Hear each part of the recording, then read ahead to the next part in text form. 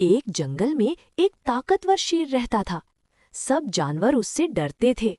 वो रोज किसी न किसी जानवर को पकड़कर खा जाता था।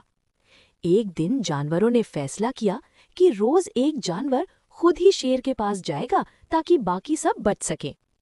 एक दिन बारी आई एक होशियार लोमड़ी की। वो जानबूझकर देर से शेर के पास पहुंची। शेर गुस्से से बोला, इतनी देर क्यों?